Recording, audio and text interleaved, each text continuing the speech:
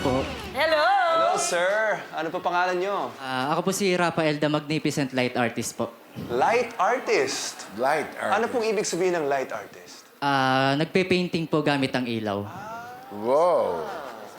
Para kanino naman po ang performance na ito? Para sa mama ko po. Sa mama nyo. Yes po. This is my true-to-life story po. Okay. Well, we can't wait, Rafael. Yes po, Take it thank away. you. Yan, ganyan.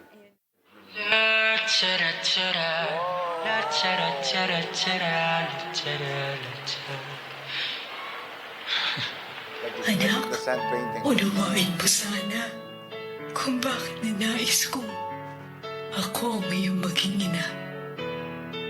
Alam ko sa sarili ko, kaya kitang mahalin at alagaan. Alam mo ba noong bata ka pa lamang? Lahat ng pagmamahal ibinigay ko sa'yo. Pinalaki ka na maayos para hindi ka maging iba sa lahat. Anak, dalangin ko sa oras na malaman mo na hindi ako ang iyong totoong ina. Huwag sana magbago ang iyong pag-uugali. Alam ko na masama ang loob mo dahil di ko alam kung paano ko ito sasabihin sa'yo. Pero anak, patawarin mo ako.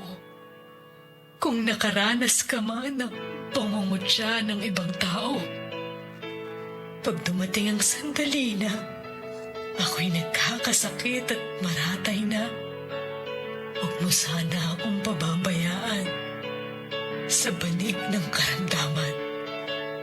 Tulad ng pag-aalaga ko sa'yo nung ikaw ay bata pa lamang. At kapag harap ko na ang Diyos na lumikha, ibubulong ko sa Kanya na pagpalain ka sana dahil naging mabuti ka sa iyong ama't ina. Huwag mag-alala, ipikit ang iyong mata. Pahinga muna, ako nang bahala. Mas sa labis ang ginagawa, mapapahinga muna, ako na. La tara-tara, la tara-tara, la tara-tara-tara, la tara-tara.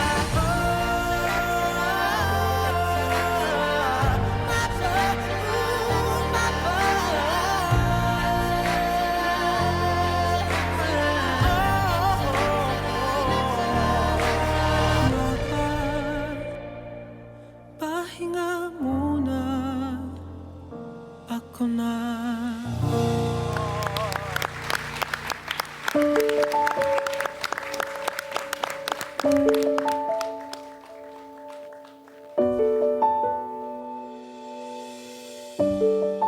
Beautiful, no? Yeah, it's very touching.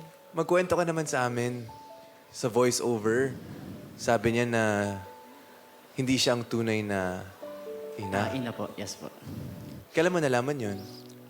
Nalaman ko po siya nung high school na po ako. Pero nag-start po yun na medyo may nagsasabi na po sa akin ng mga kalaro ko na hindi po ako yung totoong anak ng nanay ko. So which is masakit po para sa akin. Nagtanong po ako sa mama ko noon, totoo po ba itong naririnig ko? So pinabasa niya po sa akin yung sulat nung totoo ko pong mother. Na may bilin po na alagaan po ako at ingatan. So, na-meet mo na ang tunay mo ng ina.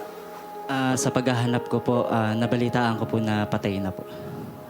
Oh, sorry. I'm very sorry to hear that. Kasama mo ang mama mo? Yes po, yes po. Nasa backstage po. Palagpakan naman natin. Kaya po. Yes, kasama namin si Mami Norma. Hello po, Mami Norma. Ano po ang nararamdaman niyo ngayon na nandito po ang anak ninyo sa PGT? Kinakabahan po ako. Pero masaya po ako.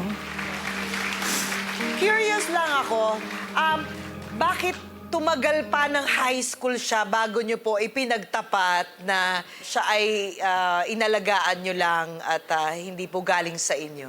Natatakot po kasi ako na baka pag nalaman niya yung totoo, baka umalis sa akin, baka Magtampo. magloko po yung buhay niya. Pero naayos nyo yun. Wala ka ng pangamba ngayon.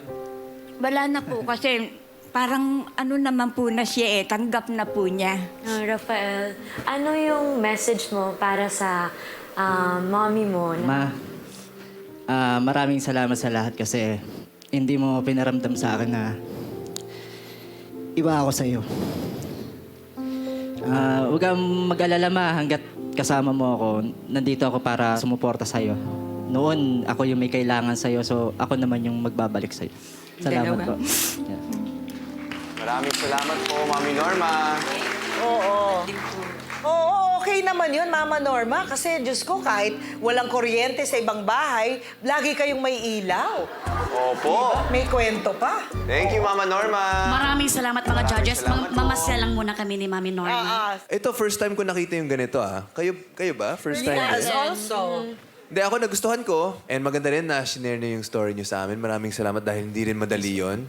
Grateful ako na okay na kayo ng nanay niyo ngayon. And I'm sure your mom would be very proud of you. Yes po, thank you po. Ako, first time ko din nakakita ng ganito, Rafael. Yes po. So, ang galing kasi nakilala pa namin yung mom mo. Ang pinaka-importante dito, kadugo mo man or hindi, inalagaan at minahal ka niya. So, ang swerte-swerte mo pa din. Lagi mo yung tatandaan. Thank you po. Saludo din ako kay tita.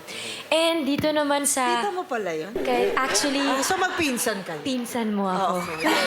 Dito na nagka-reveal. And you're very talented. Personally, na-enjoy ko siya. So, thank you. Thank you po. Salamat po. You know, when you talk about an artist, you're talking about the artwork, no? Yes po. Eh dito, wala kang ipapakita sa amin dahil nabubura eh, di ba? Yes po. Kasi nagmamadali ka, just strokes on faces and how you tell a story, no? Yes po. Pero mahirap pa rin yun, FMG ah.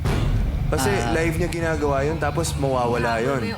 After nun, kailangan niya mag-move sa next story niya. Tsaka kailangan sakto sa timing ng mga pictures na lumalabas.